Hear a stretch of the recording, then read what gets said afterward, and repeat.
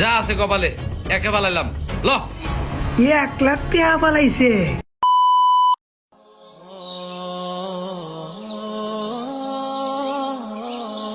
কিরে মামুন কেমন আছস?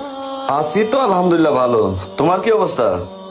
আমার অবস্থা যেমন তেমন হোক, কিন্তু তুমি যে যা শুরু করছো এলাকার মধ্যে আকাম কুকাম, তোমার কারণে তো এলাকার মধ্যে ঠিক আড়াই দেয়। তুমি কি শুরু করছো এলাকার মধ্যে এগুলা? আকাম কম মানে? ও বুঝছি, তুমি কি কইতে যেতেছো। দেখো মিয়া, এটা আমার ব্যবসা, এনে নজর দিও না। শোনো মামুন, বয়স তো আর কম হয় নাই। সব ব্যবসা ব্যবসা না। সুদ আর জুয়া এগুলা কোনোদিনও ব্যবসা হতে পারে না। এগুলা বিলকুল হারাম। এগুলা আল্লাহ পাক কোরআনে নিষেধ করে দিছে। শোনো, মৃত্যুবরণ করবা না, মৃত্যুর পরে এগুলোর জন্য চরম শাস্তি পাইতে হবে তোমাকে।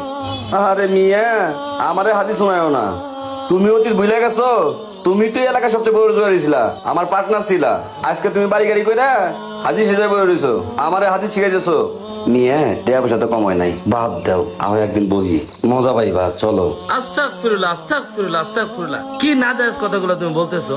আর তুমি জানো না এগুলো সম্পূর্ণ হারাম। আর এই হারাম কাজ আমার দ্বারা কোনোদিনও সম্ভব না। তোমার ভালো মনে করে ডাক দিয়েছিলাম মামুন, তোমার দূরে ভালো কথা বলার জন্য, কিন্তু ভালো কথা শোনার পাত্র তুমি না। তুমি আসতে পারো, যাও যাও যাও যাও, আমার বাড়ির সামনে যাও। স্যারটা একবারে হলো হয়ে গেছো গা।